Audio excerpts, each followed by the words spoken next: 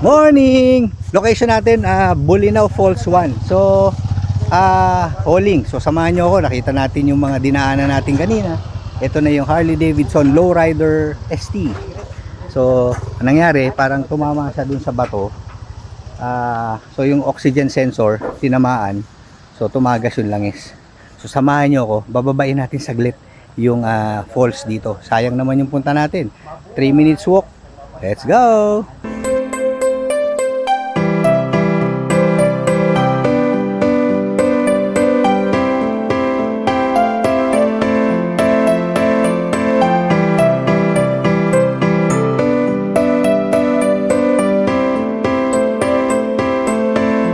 Morning! So, location natin, Bolinao Falls. Bababain lang natin. Meron tayong opportunity kasi 'di ba hinuling natin yung Harley Davidson Lowrider ST. So tingnan natin. Si Sir may tour guide dito. Makiki-tour guide tayo. Ayun yung falls. Wow! Falls number 1, may lalim po yan Falls. maabot ng 25 25 feet. feet daw. May taas po yan at 35 hanggang 40 feet. 25 feet. Yes sir, 25 feet. And of course, dalawang klase ng yung aming mga bisita na gumagawin dito sa bayan ng Bolinao. Una, yung mag-viewing, and of course, yung mga mag-swimming. Yan. So sabi ni Kuya, yung mga bumibisita rito, yung nagbo-viewing or yung mga nagsistay overnight. May overnight yata dito eh. Anyway, tayo naman, viewing only.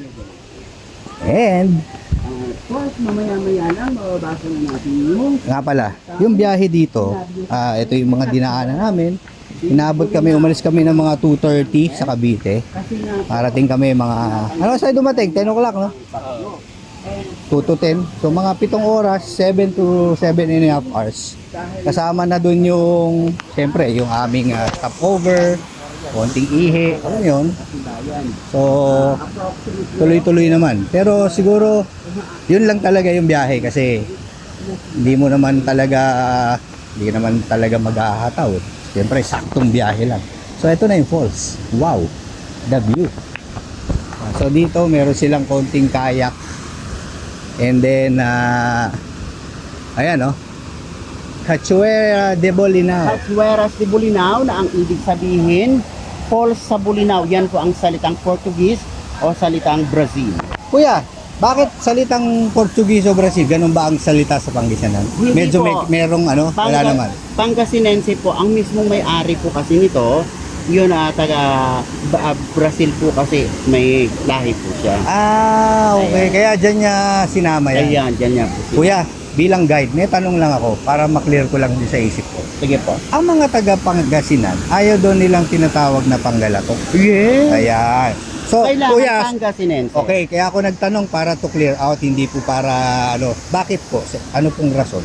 Ang Panggalatok po kasi, salitang kalye po yun. Oh. Ang tamang words po talaga doon, Pangasinense. Ayun. So, yan. At least ako kasi may nagsabi kaya hindi ko tinatawag na yun. Panggalatok. Ang tawag ko Pangasinense. Pangasinense. Gusto ko lang marinig yung sagot sa isang taga-Pangasinan. Yes. Dahil ako po ay isang Batok Officer or the Bolinao Association of Tour Guide. Ayun. Ano Yes. pangalan mo, kuya? My name is Kimson, Kuya Kim. Kuya Kim! Yes. Ano na? Ano na? Ayan, Siyempre, nandito po tayo sa may Cachoeiras de Bolinao, Falls number 1. Ang tinagurian po naming pinaka-mother falls po dito sa bayan ng Bolinao. Ayan. So, ayan yung napakagandang falls. Yes Ayan. po. Sayang, nagdala sana ako ng drone. O, di ba? So, ayan. So, Taga saan po ba kayo, sir? Cavite. Etibak! Sir, Oh. hindi man po tinatanong. May bahay po kami sa may Bacoor, Cavite. Molino, Bacoor, Cavite sa may Soldiers. Taga doon ako. Molino 4.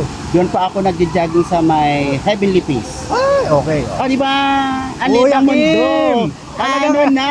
Kaya kailangan, unang-una, maging magkapwa-tao tayo kasi yung makakasalamuha mo is hindi mo alam kung taga saan. Yes.